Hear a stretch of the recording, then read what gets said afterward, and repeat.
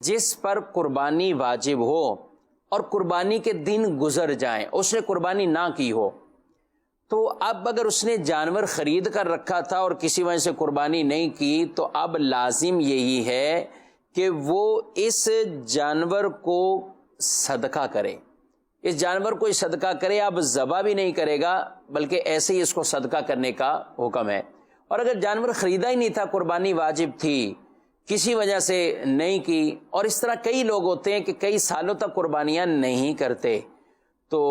بعض خواتین بھی ایسی ہوتی ہیں، بعض گھروں میں افراد ایسے ہوتے ہیں کہ دو پہ واجب ہے، 4 پہ واجب ہے، لیکن وہ ایک آدھ قربانی کوئی کر دیتا ہے، بقیہ نہیں کرتے۔ تو بہرحال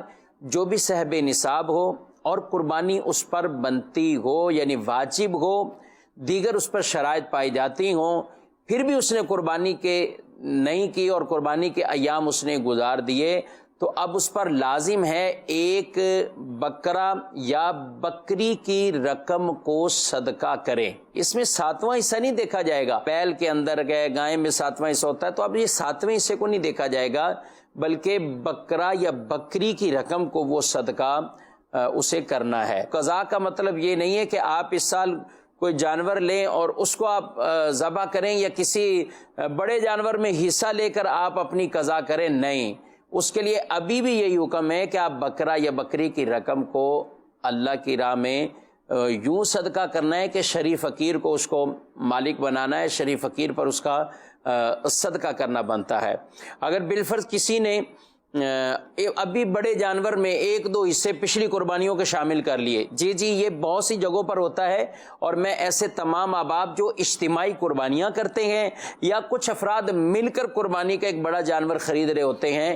تو اس میں اگر کوئی ایسے بھی شامل ہوئے کہ جس نے 2 حصے، ایک حصہ پچھلے سال کی قربانی کا شامل کر لیا اور کچھ نے اس سال کی قربانی کا شامل کیا ہوا ہے،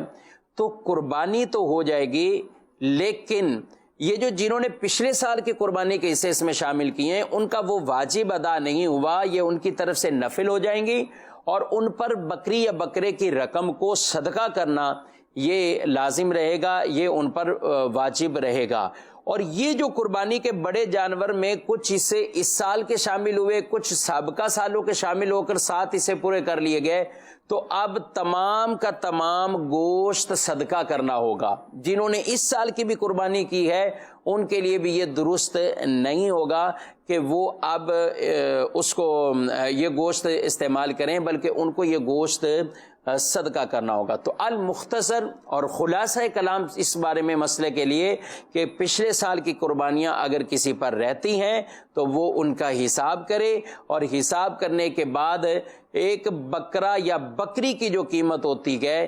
اس کا ایک ایسا اندازہ لگائے کہ کچھ درست اندازہ لگائے کہ زیادہ سے زیادہ ہی پیسے چلے جائیں، کم نہ ہو، تو وہ ہر سال کی قربانی کے بدلے میں ان پیسوں کو وہ صدقہ کریں، فقیر شرعی کو وہ پیسے دیں۔ جس طرح زکوٰۃ کی رقم ہم فقراء پر تقسیم کرتے ہیں، فقراء کو دیتے ہیں، اسی طرح اس رقم کا بھی بہرحال حکم ہے۔